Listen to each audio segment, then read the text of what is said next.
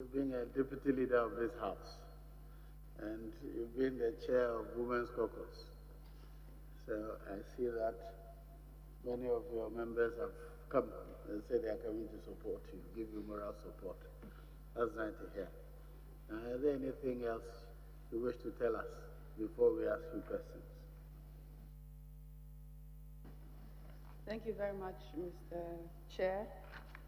Mr. Chair, I think you've given a bit of my employment history. Just to add that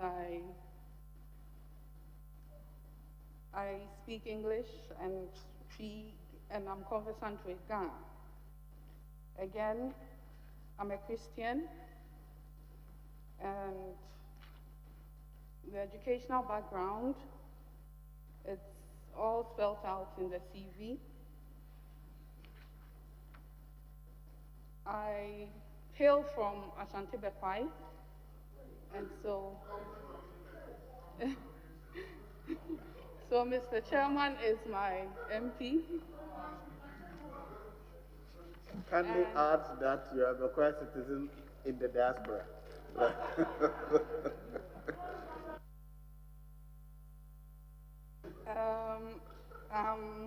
I'm the daughter of the well-known philanthropist, Apostle Dr. Safo. Is that supposed to influence us, or? I know Mr. Speaker has a soft spot. Mr. Speaker, I did my national service with the Legal Aid Board. I did some internship at Columbia Law, Marlow Chambers. I also worked with the Office of the Attorney General for the District of Columbia in Washington, D.C. I was the founding legal officer of PPA. I worked with Zoe Achia and Co.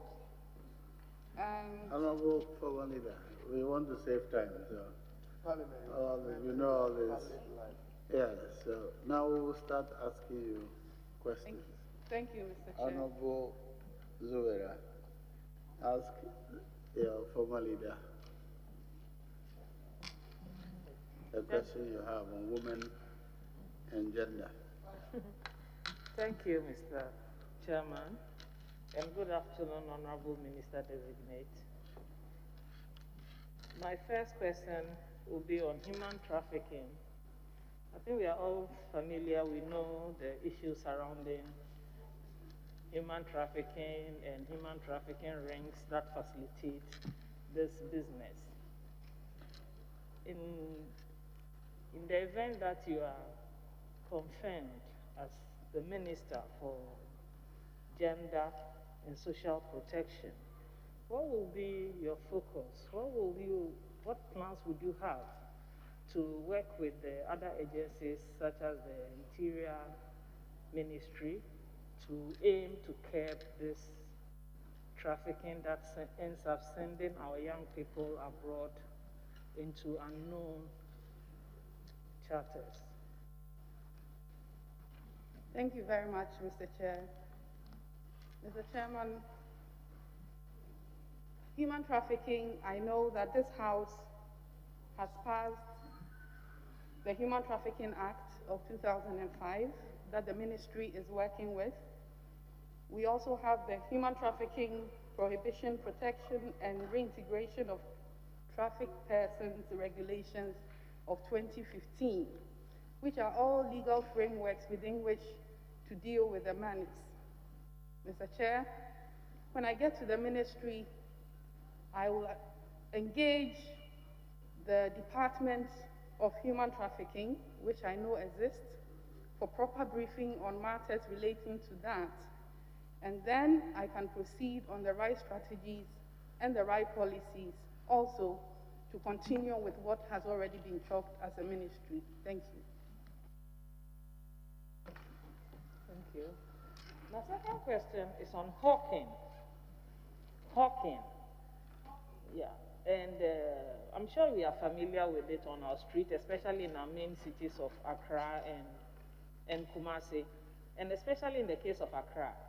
All you have to do is travel from Flagstaff House towards 37 Military Hospital. And there they are, hawking young people, some of the ladies with babies on their backs, young guys carrying. When they started, they used to hawk ice cream, chocolate. These days, they hawk everything, you know, and the issue really is, every time I drive around there and I see them charging on vehicles, I've asked myself, what is the position of the law in the event that a motorist mistakenly knocks one of these people down? What happens? How are they protected? How are motorists protected? Is there anything that we can do to keep these people off the streets, to help keep them safe and keep motorists safe? What will you do as the Gender and Protection, Social Protection Minister, if you get there, to help us deal with this phenomenon? Thank you very much, Mr. Chairman. I share the concern of the honorable member, and I know that it's a problem for motorists, and not even for the motorists alone, also for the hawkers themselves. And you find out that most of them happen to be either young children who are on the streets hawking. And it has a link with streetism as well. I know the ministry has done some work on streetism and how to keep our children off the street. I will liaise with the appropriate committees that they set up and the work that they've done, abreast myself with it, and then proceed, because I believe in continuity. On the issue of hawking, I think it overlaps with the Ministry of Labor and Employment as well. So when it comes to that, when people want to actually sell on the streets, I think I will need some interministerial engagement also with that ministry. Thank you. Thank you. My final question is on school feeding.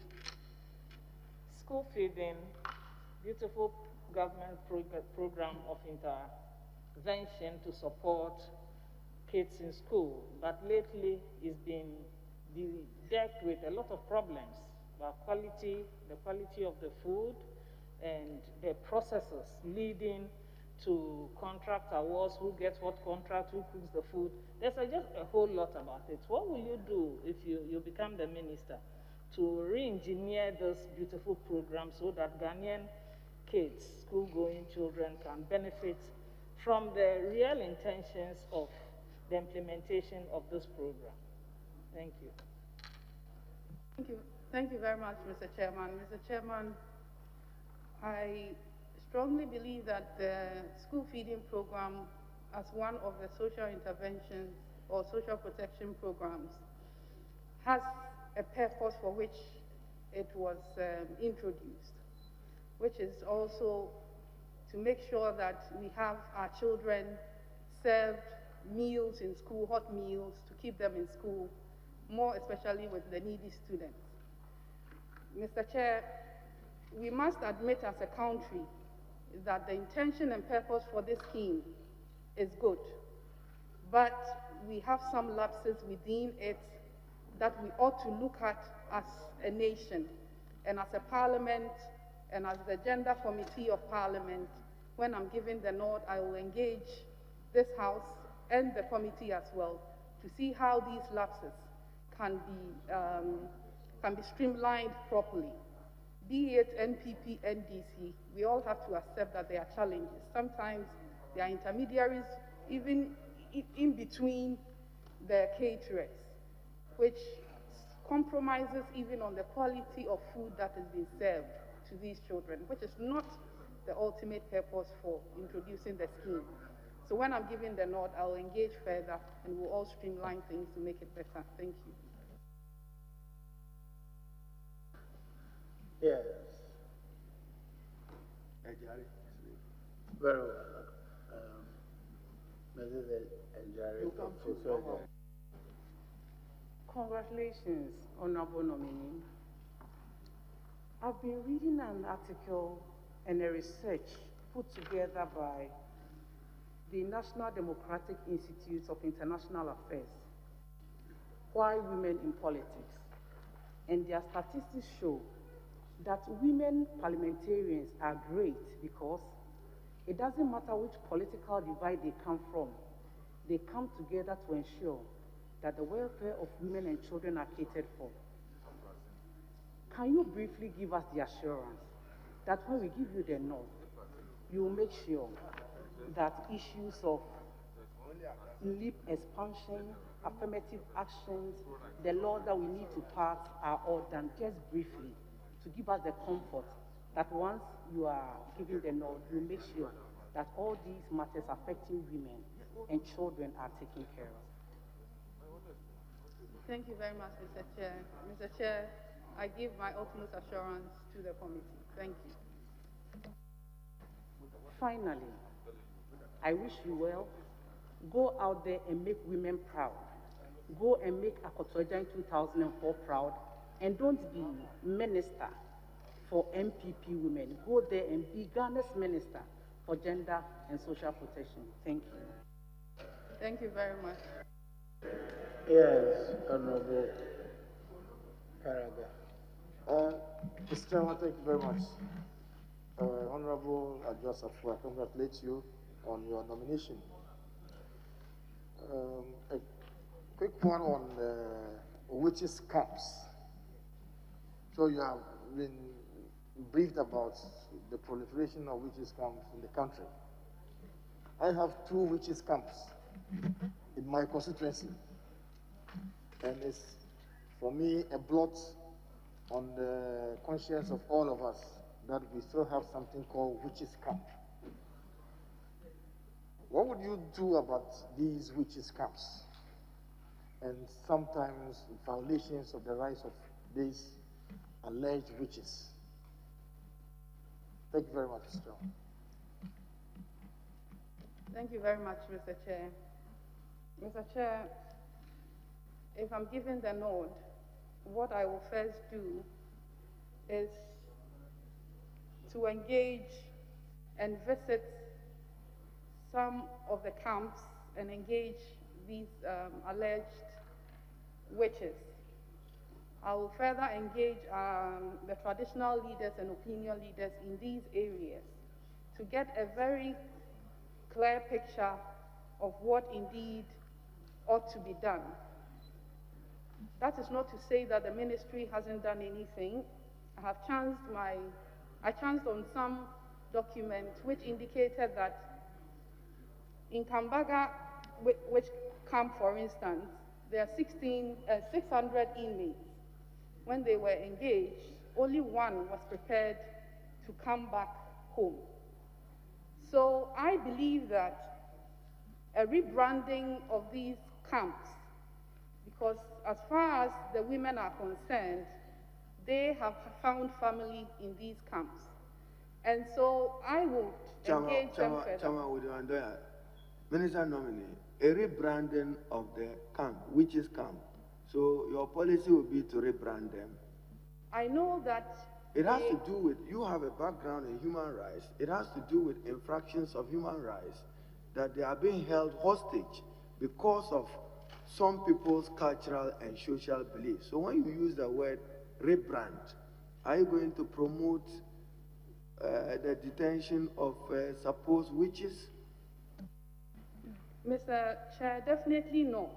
I indicated that attempts to withdraw these women has proven difficult in the past. That is why I believe that another and a novel approach to dealing with the matter would be more prudent.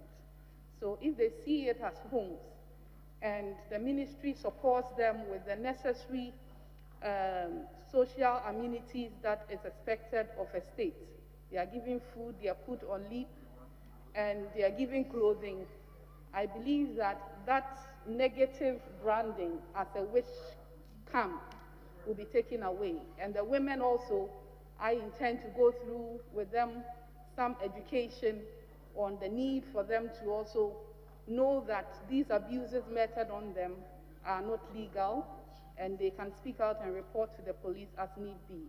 But I think the approach we've used in the past hasn't worked. And so I would look at a new approach, which is more collaborative. Thank you.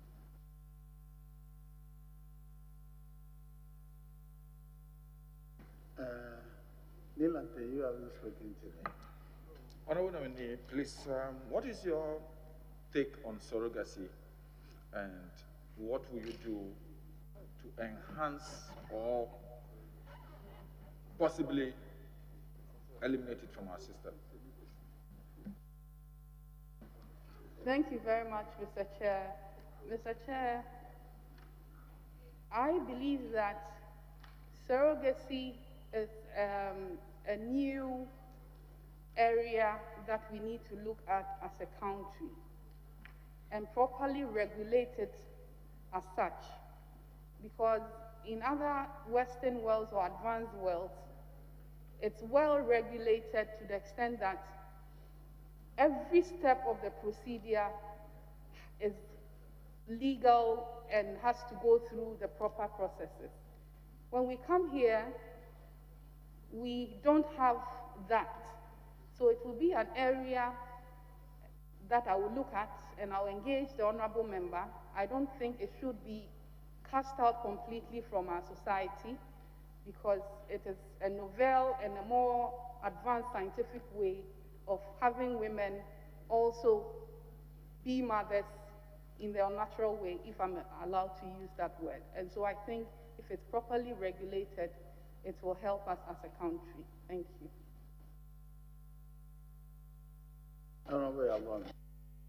Thank you, Chairman. Chairman, congratulations on me. And may I refer you to page 161 of our manifesto. And I'm sure you don't have a copy, but I'll read it. Okay. We will also, in line with our social development philosophy, ensure the enactment and operationalization of the Aging Bill, as well as the Affirmative Action Bill. What are some of the things you would want to see in this proposed bill that you'll be ushering into this House? Thank you. Thank you very much, Mr. Chair. The Aging Bill and the Affirmative Action Bill, if I'm given the nod, would be one thing that I would ensure that we get it passed. I know the Affirmative Action Bill has been in and out of this House. Having been in this House and having engaged as a leader, I know that I can engage this House much better to ensure that this law is passed. The Aging Bill also is very important. Not to add on, but there are other bills also that I would be introducing into this House. So I think that what I personally will want to be seen in these laws is not my priority. What I think should be our priority is that we are the representatives of the people, and as a House, when we propose and bring it on the floor, through debate and consideration, there will be additions and there will be deletions, and make the law the best for all of us in this country. Thank you. Gisela? Thank you very much, Mr. Chair. I mentioned a name, Gisela. Oh. Thank you, Mr. Chairman.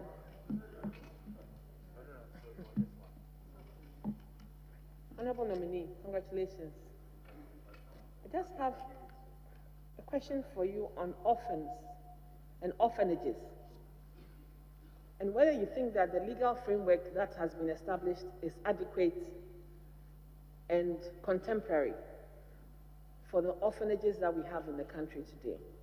I think that I just want your view and what you think you could do to reform it if necessary, and what practical steps you could take to make sure that the children that are in the orphanages, even though they depend on charity and so on and so forth, they still have the framework that to protect them and their rights. Thank you. Thank you very much, Mr. Chair. Mr. Chair, I would say that The existence of orphanages in our country has served numerous purposes for children who otherwise would have been on the streets. And these are usually run by humanitarians and philanthropist charitable organizations. When I get to the ministry, or when I'm given the nod, I will review the existing framework and see where we need to tighten up to make it more regulated, more modern, more human rights sensitive, and not be used as a tool to extort as well. So these are some of the things that when I get there and I'm briefed properly on the existing ones and the challenges, I'll be able to put forward the right strategies to move it forward. Thank you.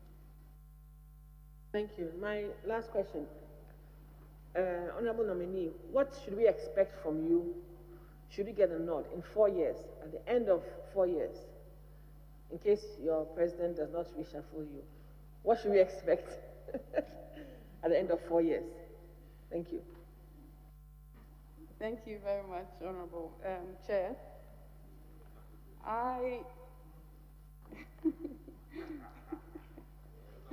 The reshuffle part, okay. Mr. Chair, I would want to leave a legacy behind.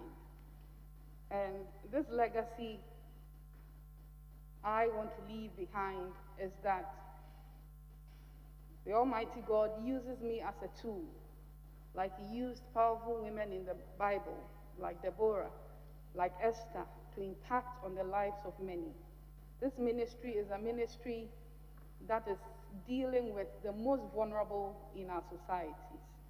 This opportunity will be an opportunity for me to impact on many lives positively as much as I can, and that is what I want to be remembered for. Thank you. Male lives as well, not female lives alone. Thank you, Honorable. All right. Wonderful. Agaga first. Thank you, Mr. Chairman.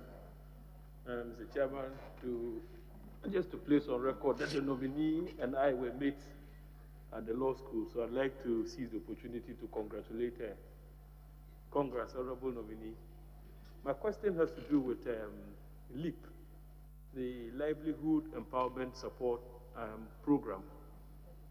That is a social protection policy which is designed to alleviate extreme poverty amongst our people.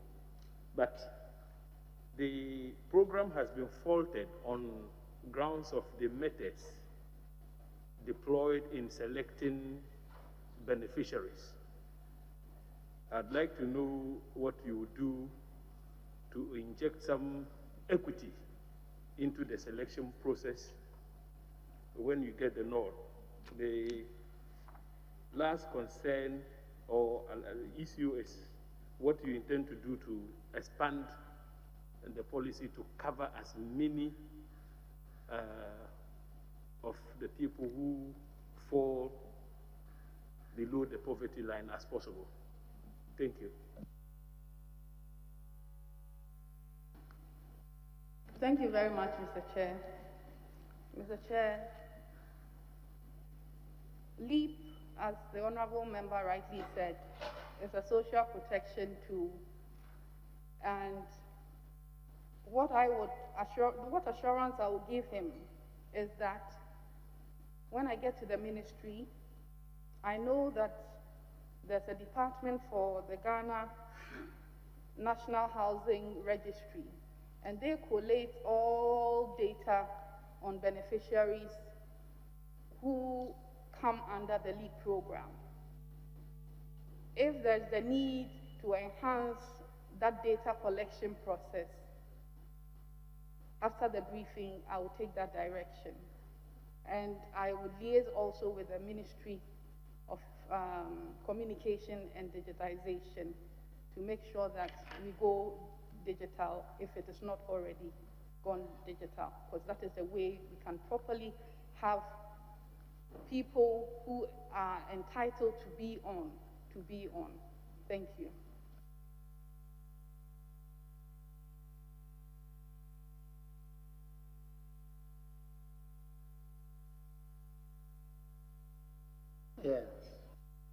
Thank you, Chairman.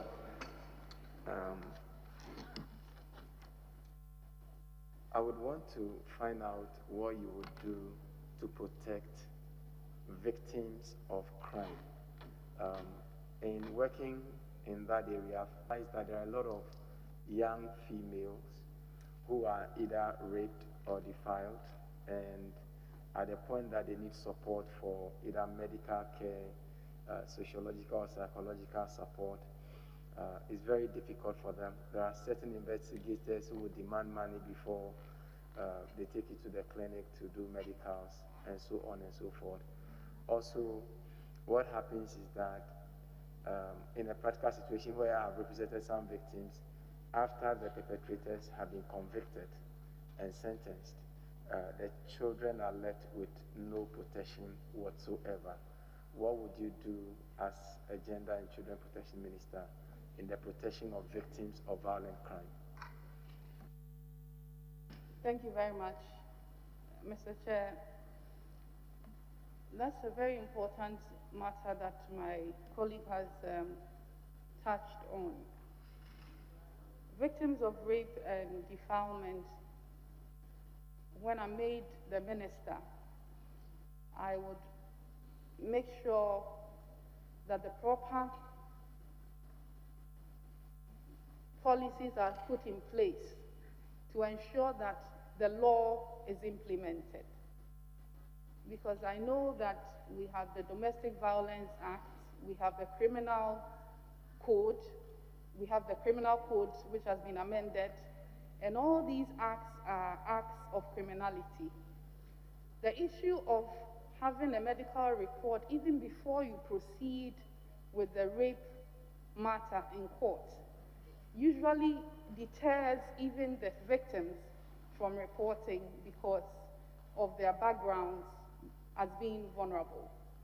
So I believe that when I get to the ministry, some work has been done. I don't want to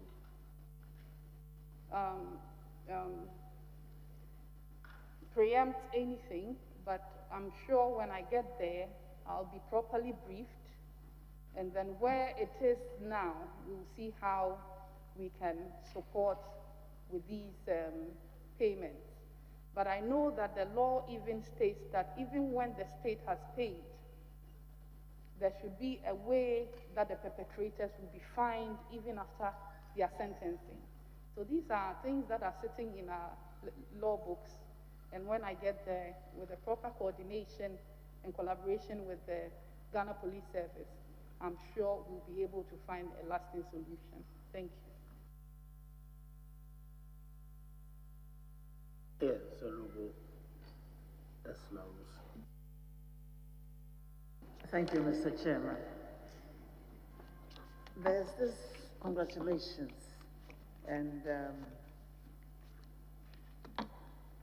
I'd like to ask you a very vexed but pertinent issue, and would like to know what your thoughts are on it.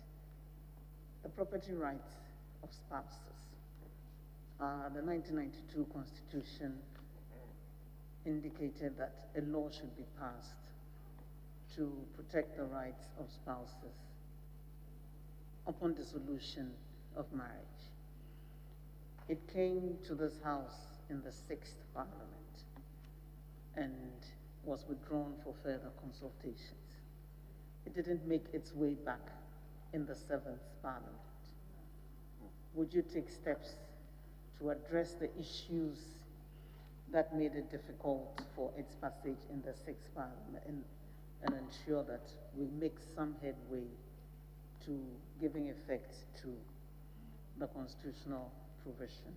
And secondly, whether men should be encouraged to take paternity leave to assist their partners take care of newborn babies. Thank you. Sorry, I want to understand you. The men should take paternity leave. Paternity leave. They are women on maternity leave. I see. Yes, Honorable Minister for Gender. paternity leave to assist women in maternity leave. So. Thank you very much, Mr. Chair. Mr. Chair, I will start with the first question, which relates to Article 22 of the Constitution, which guarantees the right, property right of spouses, and the fact that this bill came before the floor, or came on the floor of Parliament to be withdrawn. Just as the affirmative action, there are a number of them that has come. I would give my honorable colleague the assurance that the whole House is expecting and the entire nation is expecting to hear that when I'm giving the nod, I would ensure that these laws are laid before the House, relayed, and for consideration and for the law to be passed. It is going to be one of my priorities. On the issue of paternity leave for men, I know that it's something that needs more engagement. Even at the mention of it here, I saw members, our male counterparts, rejecting and resisting it. So I would open it up for further discussion, but to place on record that I know it exists in other jurisdictions, like in Israel. I know that they have both paternity and maternity leave. But again, we have to regulate it so that the men will have to prove that there's a newborn. Otherwise, they'll go doing other things. Thank you.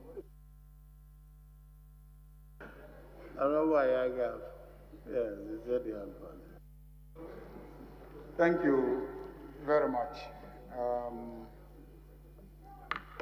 Very simple questions about lesbians, gay, bisexual, and transgender, and to pick your human rights brains. Are they human? Should they enjoy human rights? And will you provide social protection? Thank you very much, Mr. Chair. Mr. Chair, the issue of LGBT is an issue that, when mentioned, it creates some controversy. But what I want to say is that our laws are clear on such practices. It makes it criminal. Section 104 of the Criminal Code prohibits one from having unnatural carnal knowledge with another person. So on the issue of its criminality, it is non-negotiable. On the issue of our cultural acceptance and norms to these practices are also frowned upon. And so for me, these are two distinct clarity on the matter, and that is what I strongly stand for. Thank you. You want to ask? Yes. Mr. Chair, just a follow-up. What our colleague wanted to know from you, yes, you've stated the position of the law, but social protection was an aspect you wanted your view on. The law is clear, no doubt, but the law is there and social protection is another matter. He wants to know whether you have a view on that aspect. Which part of social protection, if I may ask?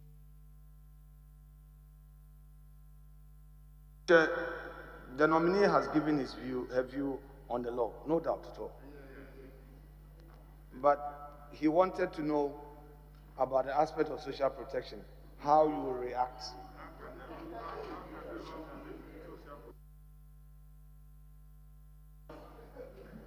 Mr. Chair. Do you wish to add anything, Honorable, to the answer you've given already? My answer, I think, has the utmost clarity of the intention for which it was spoken. Thank you. Yes, Honorable Visitor. Most grateful, Mr. Chairman. Mr. Chairman, I have only two questions for the nominee. The first one will derive from her previous role I observed from page 7 of the Honorable nominee's CV, she indicates that as Minister for Public Procurement, you were Chief Advisor to the President on procurement issues or matters. We have been on a campaign to find out details on the procurement processes leading to the airport $150 antigen test by Frontiers Healthcare Services Limited. Do you know the procurement processes involved, and have you cited a contract so far as that airport antigen test agreement is concerned? Thank you very much, Mr. Chair. Mr. Chair, no, I haven't.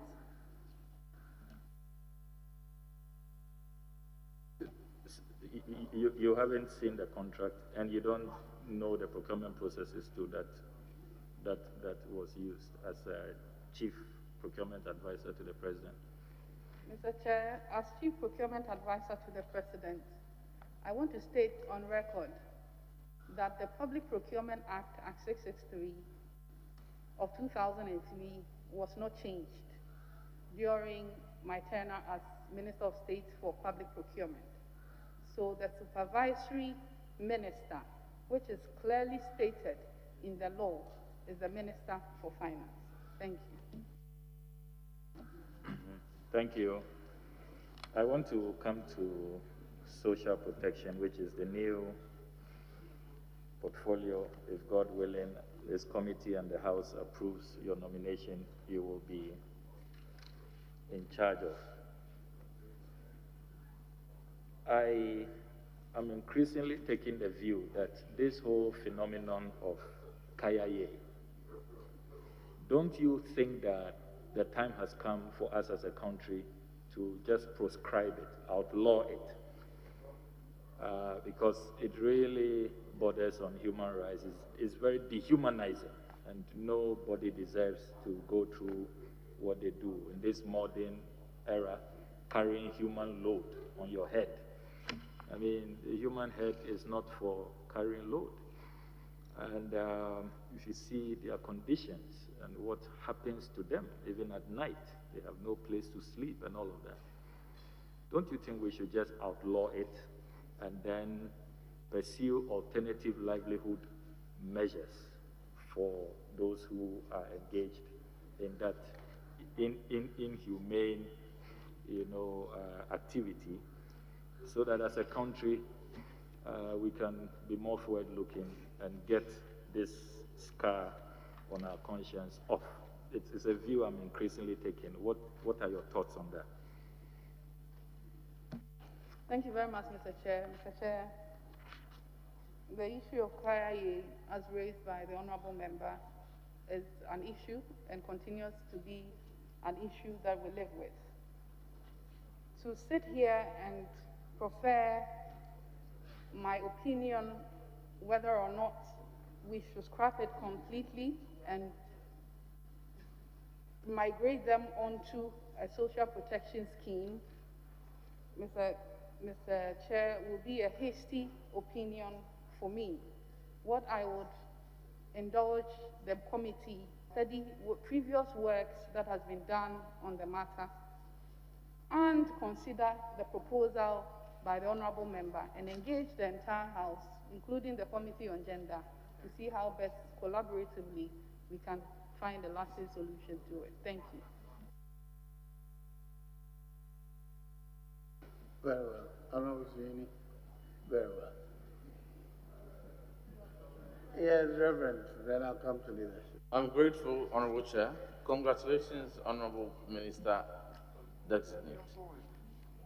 There have been concerns expressed by caterers providing school feeding program on non-payment of arrears.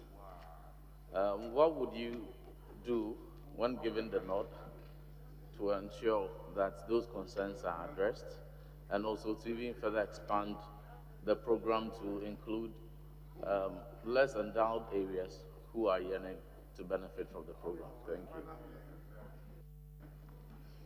Thank you, Mr. Chair. As I previously stated, I'll reiterate it again.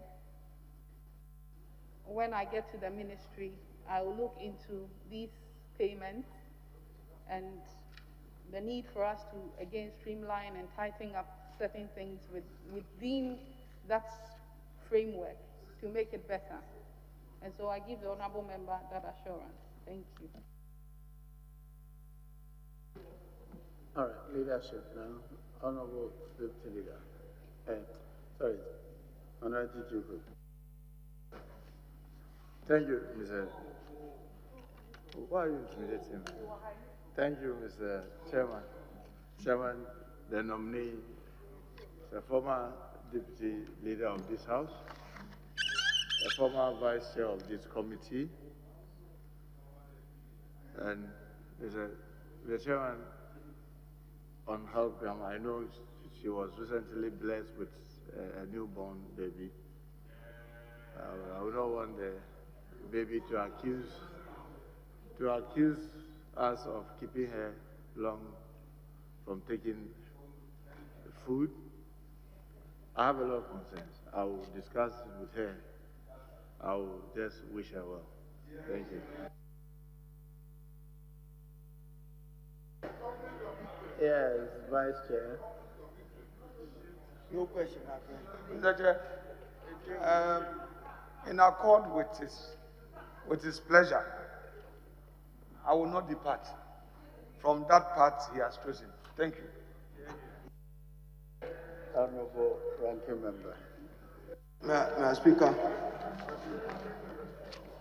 Mr. Speaker, let me thank you and also use this opportunity to congratulate our colleague, the Honorable Sarah Adjoa Safo, who is transiting from Deputy Leader of the House to Minister responsible for gender and related matters. Mr. Speaker, I wish her well and trust that she would work to improve representation of women in public life in Ghana. But if I were to ask her, it's just for purposes of the record. When you go to Article 11, Article 174, Article 268, it all uses Parliament shall by two-thirds. Maybe let me just read one for your purposes.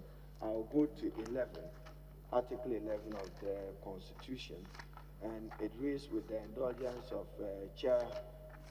I quote Article 11. It says, come into force at the expiration of 21 sitting days after being late, unless Parliament, before the expiration of the 21 days, announce the order, rule, or regulation by the votes of not less than two-thirds of all the members of Parliament. What's your legal arithmetic understanding of this?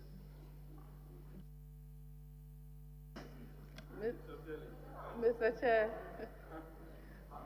I would say that my mathematics is not that good, but two-thirds of 275.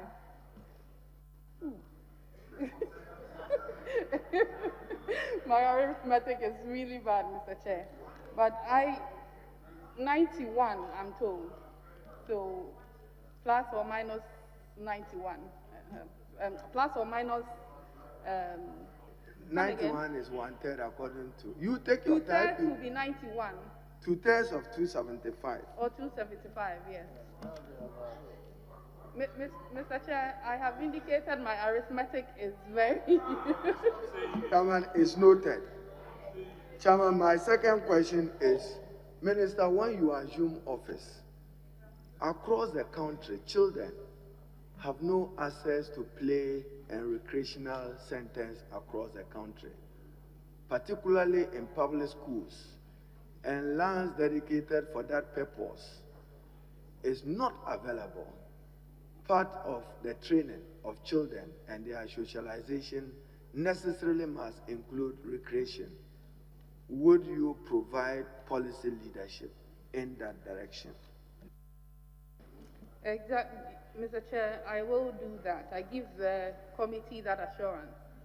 I know that recreation is another tool that can be used to enhance the well-being of our children, and not only children, the well-being of the aged as well.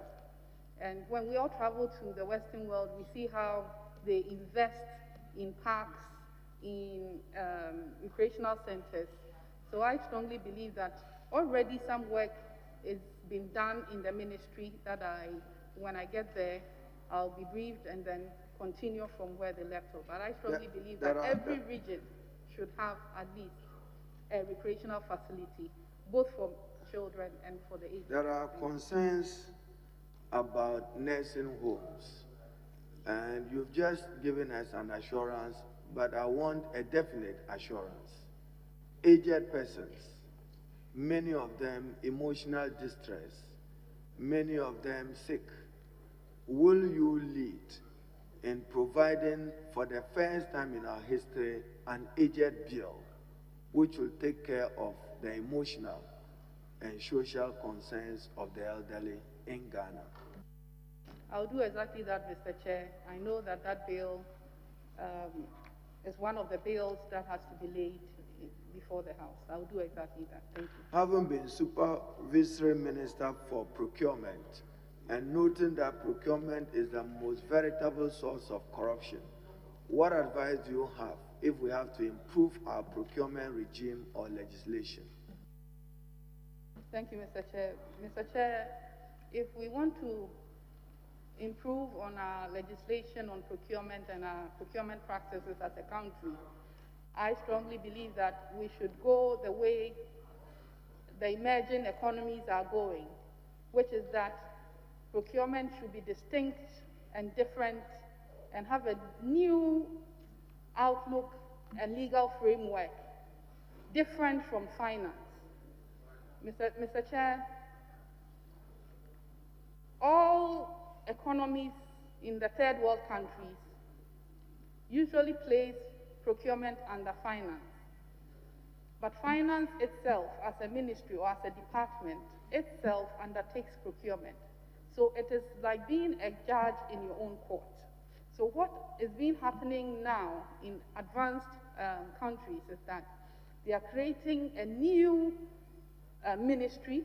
I know it exists in Canada, where procurement is giving a distinct function, a distinct expenditure to run so that all the checks and balances can be effectively undertaken. Thank you. Chairman, my last and the one is just a commentary to wish my colleague well. The last is school feeding. The caterers across the country are very, very unhappy. They want assurance that they will be paid and paid on time. There are other schools, both rural and urban, that are still seeking to join that worthy initiative. What do you have to say to this? Mr. Chair, I give the committee my utmost assurance, like I did earlier, that we'll look into it and do the needful. Thank you. Chairman, I take it that our colleague is excited abandoning the legislative organ as deputy leader and want to have a new life in the executive to support the president in promoting gender and children affairs. Chairman, I know that in Ghana, there is still underrepresentation of women because of our patriarchal nature as a society. She must accept the challenge and lead the process of social transformation. I wish you well and I congratulate you. Thank you. Thank you, Leader. Okay. Adjoa, you have stated on your CV boldly, hometown as Antibekwai. You have declared it openly. Oh, I'm happy. And you know, within Bekwai municipality, there's a town called Kokofu. And there's a saying that Kokofu ball, unenima impossible. That, so today, my sister has come in. You know, so don't tell everybody, I'm asking you. our school feeding quantities. We'll discuss it later. But more importantly, there's only one old people's home in Ghana, and it's situated at Bekwai. It needs some improvement, rehabilitation, and support. It has become my personal charitable location. I want you to put it on your record that you pay attention to the old people's home at Bekwai, the only one in the country, and it is situated there. So take note, and let's pay attention to that.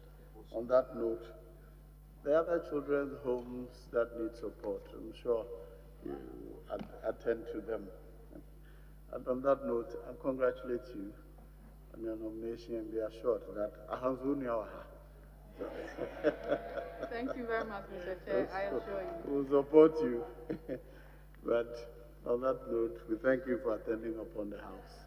So those without me, they will know you. You are discharged. Thank you very much, Mr. Chair.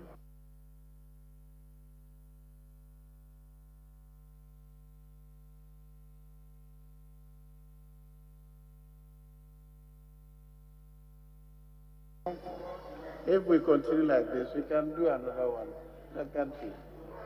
Anyway, so thank you. Let's keep to the schedule we have started. We'll rest early. Thank you so much. Gentlemen, we'll meet tomorrow.